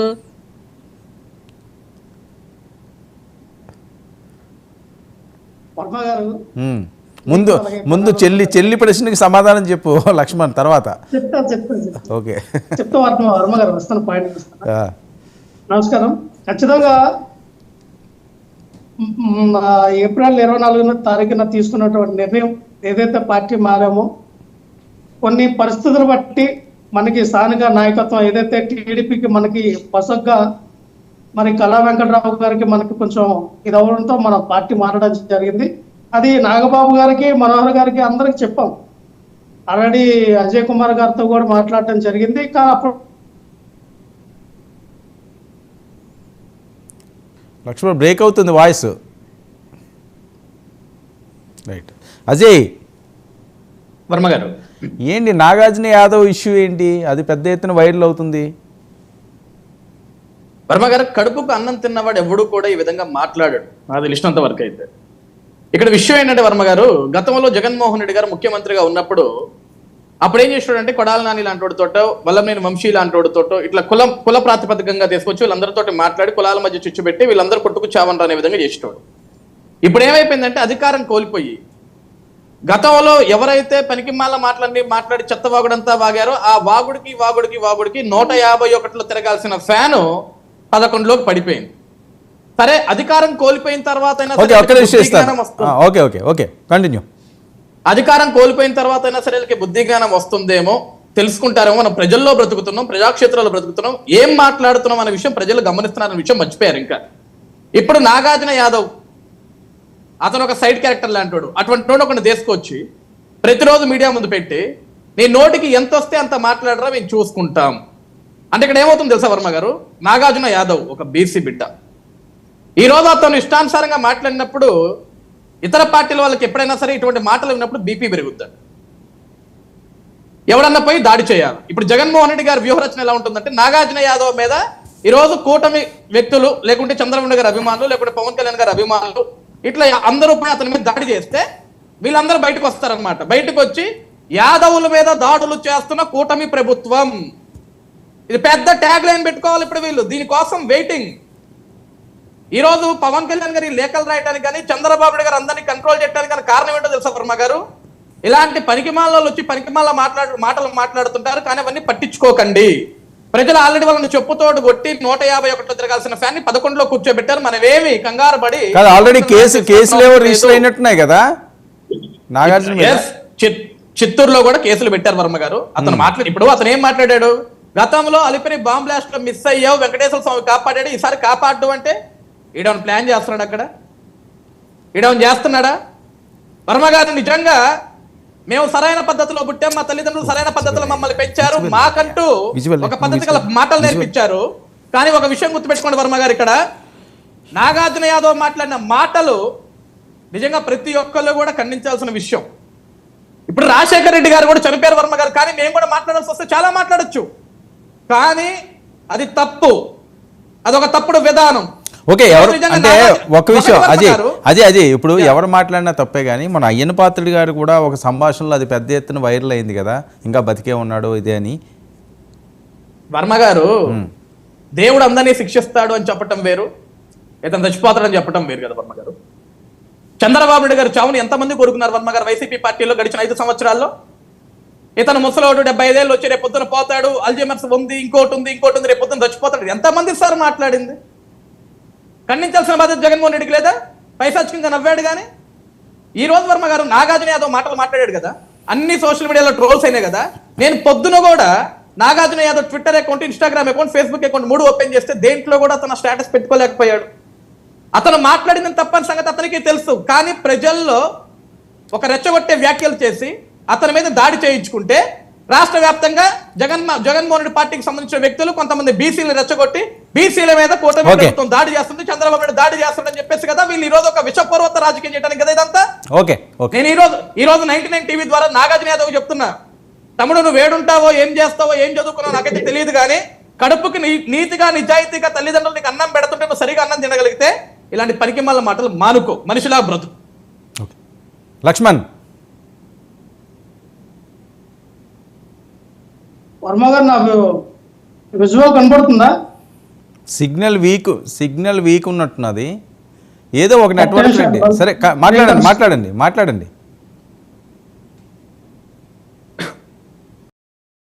కృష్ణాంజనేయులు గారు,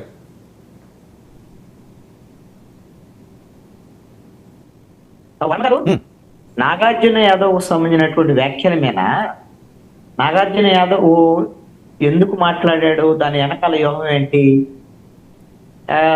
అజయ్ చెప్పారు. ఇది తెలుగుదేశం పార్టీ, జనసేన, బీజేపీ కూటమి వాళ్ళకి బహుశా మరి అజయ్ తరహాలోకిన మిగతా వాళ్ళకి అర్థమైతే స్ట్రాటజీ ఇప్పుడు వాళ్ళు కూడా దానికి అనుగుణంగానే వ్యవహరిస్తారు. లేదు అలా కాదు, ఆయన రెచ్చగొట్టినటువంటి వ్యాఖ్యల మీద వీళ్ళు కూడా రెచ్చిపోయారనుకోండి, అది వైఎస్ఆర్ కాంగ్రెస్ పార్టీకి అవకాశం ఇచ్చినట్టు అవుతుంది. దాంట్లో ఎటువంటి ఈ రోజున వైఎస్ఆర్ కాంగ్రెస్ పార్టీ అన్ని రకాలుగా వాళ్ళ వ్యూహాలు వాళ్ళు పొందుతారు. ఈ రోజున అధికారంలో ఉన్నటువంటి పక్షం తెలుగుదేశం, జనసేన, బీజేపీ కూటమి, ఇది ఒక అద్దాల మెడల అధికార పక్షం. రాళ్ళు వేస్తే వాళ్ళు అద్దాలు వీళ్ళకే పోగొద్దు, వీళ్ళు లోపల నుంచి చేశారనుకోండి అది కూడా వీళ్ళకే దెబ్బ, బయట నుంచి వచ్చేటువంటిది వీళ్ళకే దెబ్బ, వీళ్ళు వేసినా వీళ్ళకే దెబ్బ. కాబట్టి నాగార్జున యాదవ్ లాంటి వాళ్ళ ప్రయోగము ఇలాంటి వాటి మీద అప్రమత్తంగా ఉంటే మంచిది. రెండో అంశం ఏమిటంటే, నాగార్జున యాదవ్ మొత్తం నేను స్టేట్మెంట్ అంతా చూడలేం. ఒక స్టేట్మెంట్ ఏమిచ్చారు ఆయన ఆ రోజున ఏడుకొండల వారు, ఏడుకొండల స్వామి చంద్రబాబు నాయుడు వదిలిపెట్టాడు, ఇప్పుడు వదిలిపెట్టడు అంటే తప్పులు చేస్తే దేవుడు శిక్షిస్తాడని చెప్పాడు. అంతేగాని వైఎస్ఆర్ కాంగ్రెస్ పార్టీ వాళ్ళు ఏమో చేస్తారని కాదు కదా ఆయన చెప్పింది. ఒకవేళ అలా అనుకున్నా, నేను మొత్తం స్టేట్మెంట్ చూడండి, ఇది మాత్రం నేను అంతవరకే చూశాను. ఓకే, అది తప్ప రైట్ అనేటువంటి విషయాన్ని పక్కన నేను తప్పు ఆయన సమర్థించను. అసలు నాగార్జున యాదవ్ అనేటువంటి అతను నోరే మీరు అది రాజకీయాల్లో మరి అతన్ని అలాగే, నేను ఒక్క నాగార్జున యాదవే కాదండి, మీరు గమనిస్తే వైఎస్ఆర్ కాంగ్రెస్ పార్టీ ప్రభుత్వంలో ఉన్నప్పుడు కొంతమంది కొంతమందిని జనం మీద వదిలేరు. ఇది ఇప్పుడు ఒకటి అంటారు కదా, ఊర్ల మీదకి అచ్చోసిన అంబోతులు వదులుతారు అన్నట్టుగా ఈ కొంతమంది క్యారెక్టర్స్ ఉన్నాయి. నేను అందుకనే అందరూ అలా ఉంటారన్న. ఇప్పుడు కొడాలి నానియో మంత్రులు లేకపోతే పేరు నానియో వాళ్ళు టార్గెటెడ్ గా మాట్లాడారు పవన్ కళ్యాణ్ని, చంద్రబాబు నాయుడు, అలాగా ఒక్కొక్క మంత్రి ఒకటారు. కానీ ఇప్పుడు ఈ నాగార్జున యాదవ్ లాంటి వాళ్ళు, గుంటూరులో ఒక అతను ఉన్నాడు, అతను లాంటి వాళ్ళు, ఇలాంటి వాళ్ళు అదుపు తప్పి ఇష్టం వచ్చినట్టుగా బూతులు మాట్లాడేటువంటి వాళ్ళు వీళ్ళు ఉన్నారు. అది రాజకీయాలు ఎప్పుడు కూడా సమర్థనీయమైనటువంటి అంశాలు అయితే కానే కాదు. కాబట్టి ఇప్పుడు నాగార్జున యాదవ్ లాంటి వ్యాఖ్యల మీద ఎంత తక్కువ స్పందిస్తే అంత మంచిది. చట్టపరంగా చర్యలు తీసుకోవచ్చు ఒకవేళ చట్ట వ్యతిరేకంగా అన్లాఫుల్ గా ఉంటే. Okay okay Lakshman continue. Varma గారు ఖచ్చితంగా ఆ పార్టీ మారడానికి కారణాలు ఏదైనా సరే మారిపోయారు కదా, మారిపోయారు, జెండా కండువా వేసుకున్నారు, డిబేట్లకు వస్తున్నారు, ఇంకా దాని గతం ఎందుకు లేండి, వర్తమానం చూద్దాం. వర్మ గారు కదా అంట, ఇప్పుడు ఏంటంటే జరుగుతున్నటువంటి పరిణామాలు ఏవైతే మా నాయకుల పైన కార్యకర్తల పైన రోజు రోజు చూస్తూ ఉన్నాం. ఎక్కడ పడితే అక్కడ దాడులు జరుగుతూ ఉన్నాయి. ఈ రోజు కూడా నేను విజయవాడలో ఉన్నా, ఇక్కడ ఉన్నటువంటి 42, 47, 50 సెగ్మెంట్ లో ఉన్నటువంటి పార్టీ కార్యాలయాలు కూడా మరి వాళ్ళు పగలగొట్టడం జరిగింది. నేను వెళ్ళా, పార్టీ కార్యాలయాల్ని పగలగొడుతున్నారా? అవునండి అవునండి. ఏంటి ఇప్పుడు వైఎస్ఆర్ పార్టీ కార్యాలయం ఈ రోజా? అంటే వాళ్ళ కార్పొరేటర్లు కూడా, స్థానిక కార్పొరేటర్ గా ఉన్నటువంటి వాళ్ళ ఏదైతే డివిజన్ యొక్క పార్టీ కార్యాలయం ఉన్నాయో వాటిలో పగలగొట్టడం జరుగుతూ ఉంది. అయితే నేను ఒకటే చెప్తా ఉన్నా వర్మ గారు, ఇప్పుడు పిన్నెల రామకృష్ణారెడ్డి గురించి మాట్లాడారు. పిన్నెల రామకృష్ణారెడ్డి గారి విషయంలో ఏం జరిగిందో మనందరం చూసాం. నిజంగా వీళ్ళు పారదర్శకంగా నిజంగా కేసులు పెట్టాలనుకున్నప్పుడు మిగతా 8 చోట్ల జరిగినటువంటి ఈఎంఎం ఎక్కడైతే మన బద్దలు కొట్టారో వాళ్ళని ఎందుకు అరెస్ట్ చేయాల? టీడీపీ నాయకులు కూడా చాలా చోట్ల బద్దలు కొట్టారు కదా, వాళ్ళు కూడా ఒకటే చట్టం, ఎవరికైనా ఒకటే కదా. ఒక పిన్నెల రామకృష్ణారెడ్డి గారిని ఎందుకు టార్గెట్ చేశారు? కావాలని ప్రీ ప్లాన్ గా ఆయన టార్గెట్ చేశారు, అరెస్ట్ చేశారు. అది కూడా ఎప్పుడు ఈవీఎం బద్దలు కొట్టిన తర్వాత ఒక 10 రోజుల తర్వాత 307 పెట్టి మర్డర్ కింద కేసు పెట్టారు. కాదు లక్ష్మణ్, ఇప్పుడు కేసులు పెట్టి జైల్లో ఉన్న వాళ్ళ గురించి కాదు, బెయిల్ కోసం ట్రై చేస్తున్నారట సజ్జల గారు లాంటి వాళ్ళే. ఇప్పుడు వాళ్ళ పరిస్థితి ఏంటి? ఆ భయం ఏమైనా ఉందా? ఒక నిమిషం సార్, ఎవరైనా నిజంగా ఆరోపణలు చేయడం కదా, నిజంగానే మా నాయకులు ఎవరైనా సజ్జల గారు అవనియండి, రోజా గారు అవనియండి, వడల నాని గారు అవనియండి, గుడివాడ అమర్నాథ్ గారు అవనియండి, వీళ్ళు ఎవరి మీద అయితే ఆరోపణలు చేస్తూ ఉన్నారో వాళ్ళు నిజంగా అవినీతి చేస్తే ఆయా శాఖలు ఎంత అవినీతి చేశారు, ఎన్ని వేల కోట్లు అవినీతి చేశారు, ఏ రకంగా మనీ మరి ట్రాన్స్ఫర్ అయ్యింది, నా హవాలా ద్వారా ఎవరి అకౌంట్ లోకి వెళ్ళింది, ఆ డేటా డీటెయిల్స్ అంతా ఇప్పుడు అధికారులు ఉన్నారు కదా, వాళ్ళకన్నది ఒక ఇంటెలిజెన్స్ వ్యవస్థ ఉంది కదా, వాళ్ళకన్నది వాళ్ళ చేతులు ప్రతి వ్యవస్థ ఉంది కాబట్టి ఖచ్చితంగా బయట తీయమని చెప్తా ఉన్నాం. ఎవరిని కూడా నిజంగా మా నాయకులు తప్పు చేస్తే అరెస్ట్ చేయండి, తప్పు లేదు. ప్రజాస్వామ్యంలో ప్రజాధనాన్ని ఎవరైనా వృధా చేస్తే ఖచ్చితంగా అది సాక్ష్యం, మీ దగ్గర సాక్ష్యాలు ఉంటే పూర్తిగా కోర్టులో మా తరఫున లీగల్ మేము వెళ్తాం, కోర్టులో తెలుసుకుందాం ఎవరు తప్పులు చేస్తారో ఏంటంటే. ఎందుకంటే ఈ రోజున మరి చంద్రబాబు నాయుడు గారు మేము చాలా ఎలిగేషన్స్ వచ్చినాయి కదా, ఐఆర్ఆర్ వచ్చింది, తర్వాత స్కిల్ డెవలప్మెంట్ కేసు వచ్చింది, తర్వాత ఏపీ పైపర్ కిట్ వచ్చింది, అవన్నీ కూడా కోర్టులో కేసులు నడుస్తూ ఉన్నాయి కదా, ఏమి ఆగిపోలేదు. కాకపోతే ఒకటే సార్, ఏదైనా కోర్టులో ఇప్పుడు మనం తెలుసుకుందాం దాని మీద న్యాయ ఎవరైపు ఉన్నాయి, ఎవరు అవినీతి చేశారు అనేది. కానీ ఆరోపణలు చేయడం, మీరు ఇన్ని వేల కోట్లు అంటాం కదా, పక్కా ఆధారంతో తీసుకొచ్చి ప్రజల ముందు కూర్చోబెట్టండి. ఎవరైనా అతిథులు కాదు. అంటే నాయకుడు అన్నవాడు కాదు, నాయకుడు అన్నవాడు పవన్ కళ్యాణ్లా ఉండాలి. ఆయన ఒక లేఖ రాయడం, కేడర్కి లేఖ రాయడం, ప్రభుత్వం మీద నిందలు వేయొద్దు, అధికారుల మీద ఇష్టం వచ్చినట్లుగా మాట్లాడొద్దు, అలా మాట్లాడితే ఎవరిని నేను క్షమించను, వేటు వేస్తాను అని చెప్పడం, ఇది కదా నాయకత్వం అంటున్నారు. లేదండి, ఆయన వ్యక్తిగతం. ఇక్కడ ఏంటంటే జనసేన పార్టీ కూడా ఒక భాగం కాబట్టి ఆయన కాపాడుతూ ఉన్నారు. ఎందుకంటే జనసేన పార్టీలో ఇప్పుడు రజనీ గారు ఉన్నారు. రజనీ గారు మన గుంటూరు నుంచి మిస్సింగ్ అయినటువంటి ఆడవాళ్ళ గురించి ఆవిడ కోర్టుకు వెళ్ళడం జరిగింది. అలాగే అక్కడ స్థానిక డిఎస్పీ గారితో, ఎస్పీ గారితో మాట్లాడడం జరిగింది. దాంట్లో టీడీపీ నాయకులు కొంతమంది ట్రాప్ చేసి శివుడు రూపంలో, అంటే ఒక దైవత్వం తీసుకొచ్చి, మీరు శివుడికి ప్రతిరూపం, శివుడు మిమ్మల్ని రమ్మంటా ఉన్నాడు, శివుడు మిమ్మల్ని ఆహ్వానించాలని, ఇటువంటి ట్రాప్ లో ముసుగులో అమ్మాయిల్ని ట్రాప్ చేసి ఉమెన్ ట్రాఫికింగ్ గురవుతూ ఉన్నారని, అందులో మెయిన్ గా టీడీపీ నాయకులు ఉన్నారని ఆవిడ ఆ విధానం తీసుకెళ్లారు. సో మీరు ఇక్కడ ఏం జరిగిందంటే, ఇటువంటి ఏమైనా ఉంటే మేము మాట్లాడతాం, మీరు ఎక్కడ బహిరంగంగా మాట్లాడద్దు అని రజనీ గారితో మాట్లాడటం జరిగింది. అలాగే స్థానికంగా ఉన్నటువంటి జనసేన పార్టీ నాయకులు చాలా మంది కూడా టీడీపీ యొక్క విధానాలతో ఈ సీజన్ది ఇప్పుడు కూడా చాలా మంది బయటికి బహిరంగంగా మాట్లాడే పరిస్థితిలో మీరెవరు కూడా ఎటువంటి స్టేట్మెంట్లు ఇవ్వద్దని ఆయన చెప్పుకుంటూ ఉన్నాం. ఎందుకంటే మీరు ఇచ్చిన స్టేట్మెంట్ వల్ల ఈ రోజున కూటమిలో ఒక భాగంగా మేము ఉన్నాం. మా మధ్య ఒక ఏంటంటే ఒక గ్యాప్ వస్తుంది, అది మంచిది కాదని ఆయన ఆలోచించిన విధానం. అది వాళ్ళ అంతర్గత టీడీపీకి జనసేనకు ఉన్నటువంటి అంతర్గత సమస్య వాళ్ళు తీర్చుకుంటారు. ఇప్పుడు తప్పులేదండి, పవన్ కళ్యాణ్ గారు ఆ విధంగా కోరుకోవడంలో తప్పులేదు. కానీ నేనేమంటానంటే, పవన్ కళ్యాణ్ గారు ప్రశ్నించమన్నారు కదా, మనం ప్రశ్నించే పార్టీ ఎక్కడ అవినీతి జరిగినా, ఎక్కడ అన్యాయం జరిగినా ప్రశ్నించండి అని అన్నప్పుడు కార్యకర్తలు ఆటోమేటిక్ అదే మైండ్ సెట్ లో ఉన్నారు. అంటే మేము అధికారంలో ఉన్నాము, అధికార భాగస్వామ్యంలో ఉన్నాము, సమాధానం మేము చెప్పాలి, మేము ప్రశ్నించకూడదనే విధానాల పక్కన ప్రశ్నిస్తూ ఉన్నారు. మీరు ప్రశ్నించొద్దు, మన సమాధానం చెప్పాలి.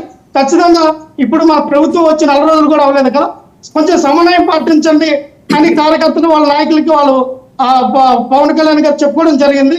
తప్పులేదండి అది. ఓకే అరుణ గారు, అదే దాని అర్థం? సార్ నా అర్థం ఏంటి, మా పార్టీ అర్థం ఏంటో నేను క్లియర్ గా చెప్పానండి. అవును, ఆయన చెప్పారు కదా మీ అన్నయ్య. కొంత సమయం కావాలి ఏ ప్రభుత్వం అయినా సరే నిలదొక్కోవడానికని. మేము గతంలో కూడా జగన్మోహన్ రెడ్డి గారికి 2 సంవత్సరాలు టైం ఇచ్చామండి. 2 సంవత్సరాల తర్వాతే వాయిస్ రేస్ చేసాం ఆయన ప్రభుత్వానికి వ్యతిరేకంగా, ఆయన చేస్తున్న పనులకు నచ్చక ప్రజలు ఇబ్బంది పడుతున్న విషయాల గురించి. అంతే తప్ప వెంటనే అధికారంలోకి రాగానే ఇమీడియట్ గా మాకు చేంజెస్ కనిపించాలి, వెంటనే చేసేసారని చెప్పేసి మేము అప్పట్లో క్వశ్చన్ చేయలేదు జగన్మోహన్ రెడ్డి గారిని. ఇప్పుడు అపోజిట్ పార్టీగా ఉన్నటువంటి పార్టీకి అంత టైం ఇచ్చిన వాళ్ళం మేము. ఇప్పుడు సొంత పార్టీకి పైగా అప్పుడున్న రాష్ట్ర పరిస్థితులు, స్థితిగతులు వేరు, ఆర్థిక పరిస్థితులు వేరు, ఇవాళ పరిస్థితులు వేరు. ఈ టైంలో ఇంకా కొంచెం సమయం ఇవ్వాల్సిన అవసరం ఉంది.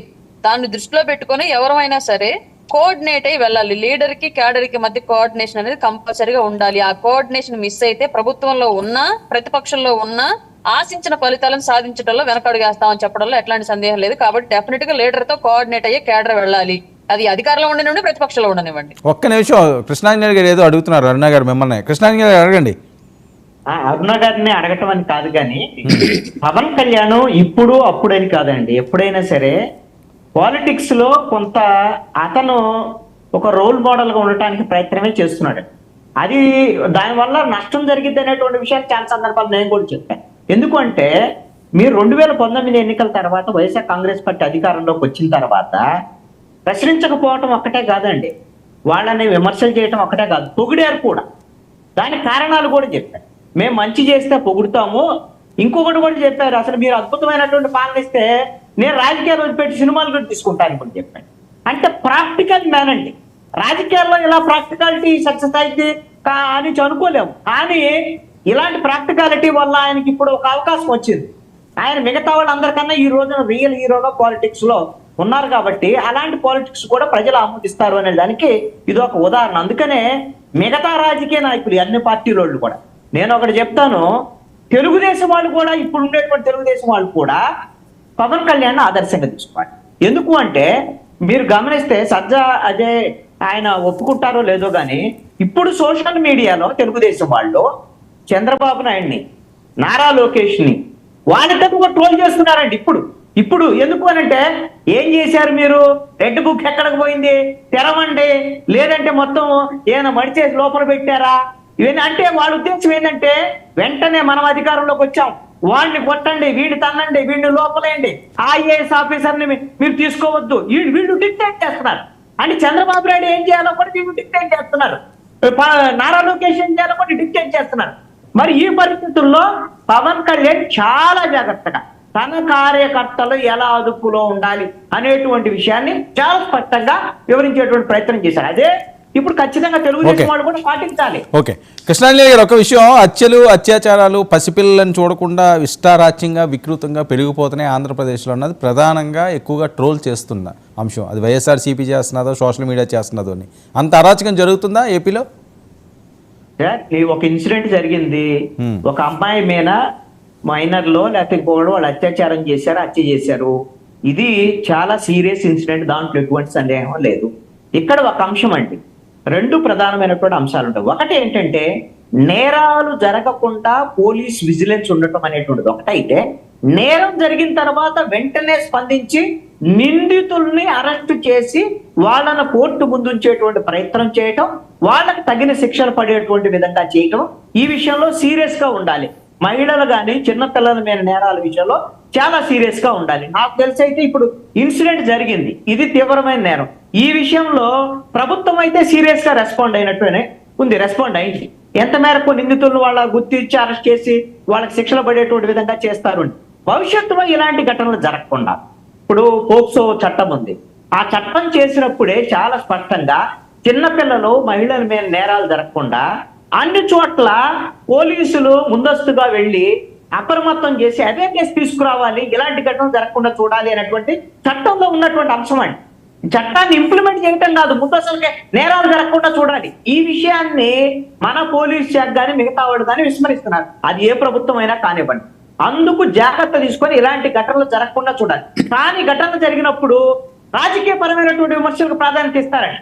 ఇప్పుడు వైసీపీ అధికారంలో లేదుగా, వెంటనే తెలుగుదేశం జనసేన బీజేపీ కూటమి ఫెయిల్ అయిపోయింది, మహిళలకు రక్షణ లేదు. అయిదానంటే వీళ్ళేమంటారు, మీ ప్రభుత్వంలో ఇన్ని ఇన్సిడెంట్లు జరిగినాయి, ఇన్ని జరిగింది.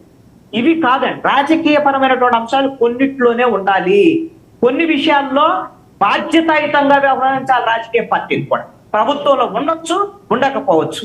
ఈ ఘటన తీవ్రమైనటువంటిది. ఘటన విషయంలో దాని నిందితుల మీద చర్యలు తీసుకున్నటువంటి విషయంలో పోలీసు శాఖ, హోం మంత్రి, రాష్ట్ర ప్రభుత్వము కఠినంగా వ్యవహరించాల్సిన అవసరం ఉంది. అందుకు అనుకుంటున్నాను రెస్పాండ్ అయింది ప్రభుత్వం అని నేను భావిస్తున్నాను. ఓకే, అజయ్, మీ అభిప్రాయం ఏంటి? వర్మ గారు, ఇటువంటి సంఘటనలు అనేటివి చాలా బాధాకరమైన సంఘటన. ఎందుకంటే వ్యవస్థలో ఆడబిడ్డకి ఇంకా రక్షణ లేదు అనే విషయం వాస్తవంగా కనపడుతుంది. ఎందుకంటే ఆడబిడ్డ అంటే చివరికి 5 సంవత్సరాల దగ్గర నుంచి 90 ఏళ్ల ముసలిదాని వరకు కూడా ఇది రోజు రోజుకి పెరిగిపోతుంది. వీటిని ఎట్లా కట్టడి చేయాలి అనేది ఒక పెద్ద ఆలోచనే చేయాలండి. ఎందుకంటే చిన్నప్పటి నుంచే విద్యా వ్యవస్థలో ఒక పెద్ద మార్పును తీసుకొచ్చి ఒక మగపిల్లవాడు ఒక ఆడపిల్లకు ఉన్న వ్యత్యాసం ఏంటో వాళ్ళకి చిన్నప్పటి నుంచే నేర్పించడం మొదలు పెడితే కొన్ని ఇటువంటి సంఘటనలు జరగకుండా ఉండేదానికి ఒక క్లారిటీ, ఒక అవగాహన ఉంటుంది. రెండేంటే వర్మ గారు, ఈ రోజు కూటమి ప్రభుత్వంలోకి వచ్చిన తర్వాత ఈ సంఘటన జరగటం, అదేవిధంగా హోంమంత్రిగా ఉన్న వంగలపూడి అనిత గారు ఇటువంటి సంఘటనల మీద వెంటనే రెస్పాండ్ అయ్యి ఎక్కడ ఇన్సిడెంట్ జరిగిందో అక్కడికి వెంటనే వెళ్ళి అధికారులందరినీ కూడా సీరియస్ గా మీరు దీని మీద ఎంక్వైరీ చేయండి, ఎవడెక్కడున్నా సరే వాడిని పట్టుకురండి అనటమే కాకుండా ఈ బాధ్యత ప్రజల మీద కూడా పెట్టారు వర్మ. ఆ నిందితుల ఫోటోల్ని, ఆ ఫోటో ఫైల్స్ పెట్టి ఎక్కడన్నా సరే మీకు ఆచూకీ తెలిస్తే మాకు చెప్పండి, 50,000 రూపాయలు మేము బహుమతి కూడా ఇస్తున్నామంటే దీంట్లో ప్రజల్ని కూడా ఒక బాధ్యులుగా ఇట్లా ప్రజల్ని కూడా ఒక ఇంప్లిమెంట్ చేసి మీకు కూడా ఒక బాధ్యత ఉంది, ఇటువంటి అంశాలు ఎక్కడ జరగకుండా, ఇటువంటి ఇన్సిడెంట్లు ఎక్కడ జరగకుండా కాపాడుకునే దానికి మనందరం కూడా కలిసి పనిచేద్దామని. కానీ వర్మ గారు ఇప్పుడు కృష్ణాంజలి గారు కూడా చెప్పారు, ఇటువంటి విషయాలు రాజకీయాలు చేసి గతంలో మీ ప్రభుత్వం ఇలా జరిగింది, మా ప్రభుత్వం ఇలా జరిగింది అని అనుకోవటం, ఎస్ ఈ రోజు కృష్ణాంజలి గారు చెప్పిన మాట కూడా వాస్తవం. కానీ ఓకే, అంటే ఒకటి వర్మ గారు, ఈ రోజు ఈ ప్రభుత్వం వచ్చిన తర్వాత, కూటమి ప్రభుత్వం వచ్చిన తర్వాత సంఘటన జరిగితే ఆ సంఘటనా స్థలానికి వెళ్ళి వెంటనే యాక్షన్ కమిటీ తీసుకొని వీళ్ళు ఎక్కడున్నారో నిందితులు, ఈ రోజు ఒకరిని గుర్తించాం, వాడు కూడా మైనరే, ఒకరిని గుర్తించాం. వాడిని గుర్తించిన తర్వాత ఎక్కడ పాప డెడ్ బాడీ వేశారు అవన్నీ కూడా వాడు చెప్పడం జరిగింది, దాని మీద యాక్షన్ తీసుకుంటున్నాం. కానీ ఎక్కడ కూడా మీడియా ముందుకు వచ్చి మేము ఇలా చేసాం, ఇలా చేస్తున్నాం, గత ప్రభుత్వం ఇలా చేయలేదని మేము ఎక్కడ చెప్పలేదు వర్మ. ఓకే, అంటే ఏంటి బెజవాడలో పార్టీ కార్యాలయాన్ని కూడా పగల కొడుతున్నారట, ఇప్పుడే బ్రేకింగ్ న్యూస్ చెప్తున్నాడు లక్ష్మణ్, నిజమా? ఇప్పుడు మొన్న కూడా లక్ష్మణ్ గారు సేమ్ ఇదే మన డిబేట్ లో ఆంధ్రప్రదేశ్ రాష్ట్రంలో 15 మంది చచ్చిపోయారు అన్నారు. అలా పేర్లు అడిగితే ఇప్పుడు దాకా చెప్పలేదు. ఇప్పుడు కూడా అజయ్ గారు నేను విజయవాడలో ఉన్నాను. అజయ్ గారు సరే సరే అజయ్ గారు నేను విజయవాడలో ఉన్నాను. జగన్మోహన్ రెడ్డి గారు అపాయింట్మెంట్ ఇచ్చారు, ఆయన కలవడానికి వచ్చాను. ఓకే, ఏమైంది లక్ష్మణ్, కలిసారా? అది ఓకే ఓకే ఓకే, ఈ బ్రేకింగ్ చూద్దాం. లక్ష్మణ్ కలిసారా? ఏం జగన్మోహన్ రెడ్డి సార్, గారు రేపు ఉదయం 8 గంటలకి. రేపు ఉదయం 8 గంటలకా? ఓకే, తర్వాత మాట్లాడదాం అయితే ఆ విషయం. అయితే వర్మ గారు ఒకటి, ఇప్పుడు ఆయన ఏమన్నాడు, ఏదో పార్టీ ఆఫీసులు పగలగొడుతున్నారు అని. పార్టీ ఆఫీసులు పగలబెడితే ఈ పార్టీకి లక్ష్మణ్ గారికి అప్డేట్ వచ్చిందంటే సాక్షి ఛానల్కి ఈ పార్టీకి ఎప్పటికో అప్డేట్ రావాలా. ఆయన ఉంటాడు అందులో ఒక అనలిస్ట్, ఈ పార్టీకి వచ్చి చూపించి మొత్తం సార్ పగలగొట్టేస్తున్నారు, తగలబెట్టేస్తున్నారు, కూటమి ప్రభుత్వం మొత్తం నాశనం చేస్తున్నారు, ఈ పార్టీకి గగ్గోలు పెట్టాలా. పెట్టలేదంటే లక్ష్మణ్ గారు ఏంటంటే పాప ఆయన తాపత్రం ఎలా ఉంటుంది, ఆయన విజయవాడలో కాదు, ఆయన విజయవాడలో ఉన్నాను నేను చూసానని చెప్తున్నారు కదా. ఇప్పుడు ఆయన కళ్ళకి కనపడ్డది సాక్షి కెమెరాలు కనపడలేదా వర్మ గారు? ఈయన కళ్ళ కంటే ముందు సాక్షి కెమెరాలు కనపడిపోతే ఏ విషయమైనా సరే.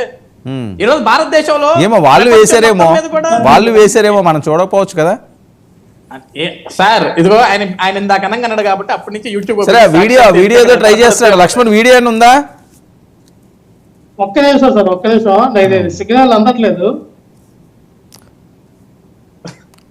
ఒకటి వర్మ గారు, సింపుల్ ఒకటే, ఇటువంటి ఇన్సిడెంట్లు జరిగితే మేము ఒప్పుకోము. ఎక్కడ తప్పు జరిగితే తప్పుడుకరంగా కట్టుంటే వాటిని ఏమన్నా డిమాల్ చేస్తున్నామేమో తప్ప, చట్టబద్ధంగా లేకపోతే వాళ్ళలాగా విచక్షణ రహితంగా వెళ్లి దాడులు చేసే స్వభావం అయితే కూటమి ప్రభుత్వానికి లేదు. అలా మా నాయకులు కూడా ఒప్పుకోరు. ఓకే అరుణ గారు,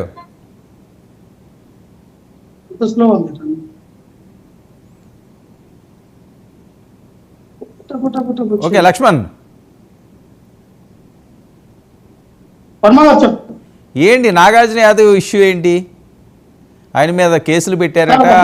నాగార్జున యాదవ్ గారు సాక్షి టీవీ డిబేట్లో మాట్లాడడం జరిగింది. ఆయన ఏ సందర్భంగా దేనికి మాట్లాడారు అనేది పక్కన పెడితే, ఆ గతంలో అలిపిరిలో జరిగినటువంటి సంఘటనలో ఎలాగైతే మరి చంద్రబాబు నాయుడు గారు వెంకటేశ్వర స్వామి దయ వల్ల లేకపోతే ఎలాగో పడిపోయారు, ఈసారి అది జరగకపోవచ్చు అని అంటే సాక్షి టీవీ యొక్క ఎడిటర్ ఈశ్వరరావు గారు కూడా అలాగ అనొద్దండి అన్నారు. అంటే ఒక్కోసారి మన ఆవేశంలో మాట్లాడుతామండి వర్మ గారు. ఎవరైనా డిబేట్ లో ఒక్కోసారి అజయ్ గారు మాట్లాడతారు, నేను మాట్లాడతాను, రాయపాటి అర్జున గారు మాట్లాడతారు, కొన్ని కంట్రోల్ తప్పు మాట్లాడతాం. దాన్ని ప్రత్యేకంగా చూడవలసిన అవసరం లేదు, అదే డిబేట్ వరకు చూడాలి.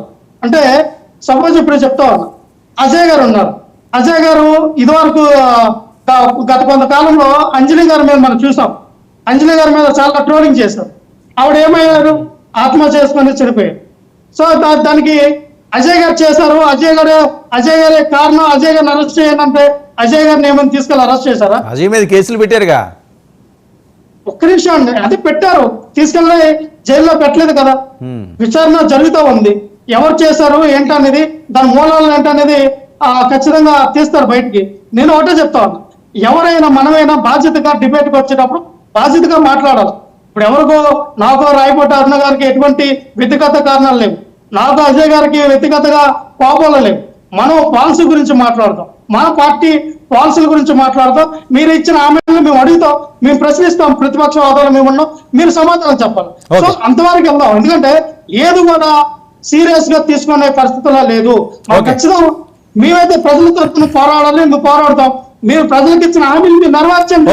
ఏదైతే పవన్ కళ్యాణ్ గారు, వర్మ గారు ఒకటి విషయం చెప్తాను, ఇదే పవన్ కళ్యాణ్ గారు మొట్టమొదటి సంతకం నేను సుగల ప్రీతి కేసుని నేను రీఓపెన్ చేపిస్తే ఆ తల్లికి న్యాయం చేస్తానన్నారు. సో చేయమని చెప్తా ఉన్నా. పవన్ కళ్యాణ్ గారు తలుచుకుంటే ఖచ్చితంగా ఆ యొక్క దోషులు ఎవరో కూడా ఆయన పట్టుకోగలరు, వాళ్ళకి శిక్ష చేయించగలరు. వర్మ గారు 32,000 ఎవరైతే స్త్రీలు హ్యూమన్ ట్రాఫికింగ్ గురయ్యారో వాళ్ళు కూడా ఏ వాలంటరీ ఎంతమందిని తరలించాడు, అలా అడ్రస్ ఏంటి, వాళ్ళ ఊరేంటి, వాళ్ళ నియోజకవర్గం ఏంటి కనుక్కొని ఆ వాలంటీర్ని కూడా అరెస్ట్ చేయాలి. దాని అనుమతిలో ఉన్నటువంటి వైఎస్ఆర్ పార్టీ నాయకులు కానీ కార్యకర్తలు కూడా అరెస్ట్ చేయాలి. ఎందుకంటే మీ దగ్గర వ్యవస్థలు ఉన్నాయి, మీ దగ్గర సిబిసిఐడీలు ఉన్నాయి, మీ దగ్గర సిట్ వ్యవస్థ ఉంది, మీ దగ్గర అపారమైనటువంటి ఇంటెలిజెన్స్ వ్యవస్థ ఉంది. ఖచ్చితంగా ఇదంతా అందరూ కూడా మీరు పట్టుకొని సకాలంలో ఖచ్చితంగా 6 నెలలు టైం ఇస్తాం, 6 నెలలు టైం ఇస్తాం. ఇంకా 6 నెలల్లో పట్టుకొని తల్లిదండ్రులకి న్యాయం చేయాలని మేము కోరుకుంటాం. ఓకే అరుణ గారు 6 నెలల టైం ఇస్తున్నారండి మీకు.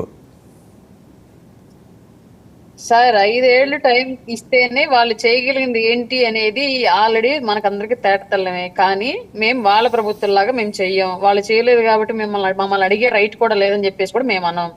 విమర్శనాత్మకంగా మేము తీసుకోగలిగే విధంగా ప్రజలకు ఉపయోగకరంగా ఉండేటువంటి మీరు చేసే ఏ ప్రశ్నకైనా మా దగ్గర నుంచి సమాధానం వస్తుంది. ఎట్ ఏ టైం మా దగ్గర నుంచి వర్క్ అవుట్పుట్ కూడా మీకు చూపించడానికి మేము సిద్ధంగా ఉన్నాం.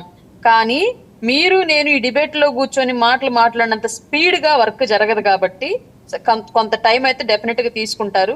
ప్రతిపక్షంలో ఉన్నప్పుడు ఏ సమస్యల మీద అయితే మేము గొంతెత్తి ప్రశ్నించాము ప్రభుత్వాన్ని, ఆ సమస్యలు ఈ రోజు రాష్ట్రంలో డెఫినెట్ గా క్లియర్ చేసేదానికి మేము వర్కౌట్ చేస్తున్నాం, చేసి తీరుతాం. ఇందులో ఎలాంటి సందేహం లేదు. మీరు పదే పదే ఈ విషయాల గురించి ఈ రోజు డిబేట్ కి రేపు పొద్దున్న డిబేట్ కి మాకు ఇమీడియట్ చేంజ్ కావాలి చూపించండి అని చెప్పేసి అడిగితే ఇదేమి రోబోటిక్ కాదు, మనుషులమే చేస్తున్నా, డెఫినెట్ గా చేస్తాం. ఓకే, అరుణ గారు ఏంటి రోజా గారిది మళ్ళీ వెలికి తీస్తున్నారట? ఇందాకే మంత్రి గారు చెప్తున్నారు 130 కోట్లకు చేరిందట ఆడదాం ఆంధ్ర అనేదాన్ని, ఉచ్చు బిగిస్తుంది, సిఐడి రంగంలో దిగిందట, కేసులు పెడతారట, అరెస్టులు తథ్యం అంటున్నారు. మీకేమైనా వచ్చిందా ఇన్ఫర్మేషన్? మీకు చాలా ఇష్టం కదా రోజా గారు అంటే, మీ జనసేన వాళ్ళందరికీ మీకే కాదు. సార్ నేను ఇందాకే చెప్పాను మీకు, ప్రజలు మాకు బాధ్యత అప్పగించారు, మా బాధ్యత మేము నిర్వర్తిస్తున్నాం అంతే. మాకు వాళ్ళ మీద ఎలాంటి వ్యక్తిగత కక్షలు లేవు. మేబీ వాళ్ళు వ్యక్తిగతంగా వెళ్ళి మా వ్యక్తిగత జీవితాల గురించి మాట్లాడినా సరే ఇవాళ మేము ఆ పద్ధతిని కొనసాగించాం. కారణం ఏంటి అంటే వాళ్ళు మాట్లాడిన ఆ విధానానికి, వాళ్ళు చేసినటువంటి ఆ వ్యవహార శైలికే ప్రజలు చీకొట్టారు. రేపొద్దున ఆ చీకొట్టించుకునే ప్లేస్ లో మేము ఉండాలని మేము కోరుకోవట్లా. కాబట్టి మా పాలన, మా ప్రవర్తన కూడా ప్రజా ఆమోదయోగ్యంగా ఉండిద్ది. అందులో మాకు రోజా గారు, జగన్మోహన్ రెడ్డి గారు, ఇంకో విడుదల రజనీ గారు, ఇంకొక పుల్లయ్య, వీళ్ళెవరు మాకు సంబంధం లేదు. రాష్ట్రంలో ఎవరైతే అవినీతికి తెగబడ్డారో, ఎవరైతే అక్రమాలకు తెగబడ్డారో వాళ్ళందరినీ చట్టపరంగా శిక్షించాల్సిన బాధ్యత ప్రజలు మాకు ఇచ్చారు. డెఫినెట్ గా అది చేస్తామంతే. ఓకే, వజీ ఏదో చెప్తున్నావు. వర్మ గారు, లక్ష్మణ్ గారు చెప్పారు గీతాంజలి ఇన్సిడెంట్ గురించి. మీరు కూడా అన్నారు ఏదో కేసులు పడ్డాయని. సింపుల్ ఒక విషయం చెప్తా వర్మ గారు, ఇక్కడ నా మీద ఎటువంటి కేసు పడలేదని. అదేంటి అప్పుడు ఏదో బాగా అడావిడైంది, నీ మీద ఏదో కేసు ఏదో రిజిస్టర్ అయిందని. రాష్ట్ర వ్యాప్తంగా ఆ రోజున్న తానేటి వనిత గారి దగ్గర నుంచి ఈవెన్ జగన్మోహన్ రెడ్డి గారి వరకు అందరూ కూడా నా మీద, సాక్షి ఛానల్ దగ్గర నుంచి టీవీ 9 ఛానల్ దాకా అందరూ కూడా నా ఫోటోలు వేసి పెద్ద ఒక బ్లేమ్ చేశారు నా మీద. కానీ వాస్తవానికి నా మీద రాష్ట్రంలో ఎక్కడ కూడా ఒక చిన్న కేసు కూడా కట్టలేదు వర్మ గారు.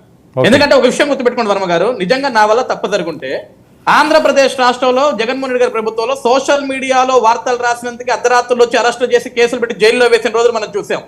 కానీ ఒక ఆడబిడ్డ చనిపోతే ఎందుకు సార్ నా మీద కేసు కడితే నన్ను ఎందుకు జైల్లో వేయలేదు? నన్ను పట్టుకురావడం ఎంతసేపు? ఒక విషయం వర్మ గారు, మన ఛానల్ ద్వారా అందరికీ కూడా ప్రజలకు ఇప్పుడు కూడా నిజాన్ని తెలియజేస్తా. ఆ అమ్మాయి 7వ తారీఖు సూసైడ్ చేసుకుంది, 7వ తారీఖు ట్రైన్ కింద పడింది. నేను పోస్ట్ పెట్టింది 10వ తారీఖు. 7వ తారీఖు అమ్మాయి సూసైడ్ చేసుకుని హాస్పిటల్లో ఉంటే 10వ తారీఖు నేను పోస్ట్ పెడితే అమ్మాయి ఎలా చనిపోతుందండి నా వల్ల? ఆ విషయం పోలీస్ యంత్రాంగానికి అర్థమైపోయి జగన్మోహన్ రెడ్డి ప్రభుత్వానికి కూడా చెప్పారు, మీరంతా ఫేక్ ప్రొపగండా చేసి ఆ పిల్లల మీద బ్లేమ్ చేశారు, కేసు కట్టలేమని ఆ రోజున అధికారులు మాట్లాడుకున్నారు. లేకుంటే నన్ను కేసు కట్టి లోపల పెట్టడం పెద్ద విషయమే కాదు కదా. ఒక ఆడపడుచు చనిపోతే ఎంతసేపు సార్ నన్ను అరెస్ట్ చేసి లోపల మకిలేర కొట్టడానికి? చిన్న సోషల్ మీడియా పోస్ట్ పెడితే కేసులు చేసి అరెస్ట్ చేశారు కదా. ఒక ఆడబిడ్డ ప్రాణం పోతే అరెస్ట్ చేయరా నన్ను? ఓకే, కాబట్టి నా మీద రోజు ఒక ఫేక్ ప్రొపగండా క్రియేట్ చేసి రాష్ట్ర వ్యాప్తంగా నన్ను బ్లేమ్ చేయాలని జగన్మోహన్ రెడ్డి ప్రభుత్వం చూసింది తప్ప ఎప్పుడు కూడా నిజం నిజాయితీగానే ఉంటుంది వర్మ గారు. నేను ఎక్కడా తప్పు చేయలేదు. ఓకే లక్ష్మణ్, తప్పు చేయలేదు, ఇప్పుడు ఎవరైతే తప్పులు చేశారో వాళ్ళందరూ ఖచ్చితంగా శిక్ష అనుభవిస్తారు అని. రోజా గారిది అయితే మరింత దగ్గరికి చేరుతున్నది కేసుల అంశం అన్నది. నేను అదే చెప్తాను, తప్పు చేస్తే శిక్షించడానికి కోర్టులు ఉన్నాయి, మనం ఆరోపణలు మాత్రమే చేస్తాం. మీ దగ్గర నిజంగానే పూర్తి ఆధారం ఉంటే కోర్టుకి సబ్మిట్ చేయండి, చట్టం తన పని తను చేసుకెళ్ళి. Right, okay, thank you so much Lakshman చర్చలో పాల్గొన్నందుకు.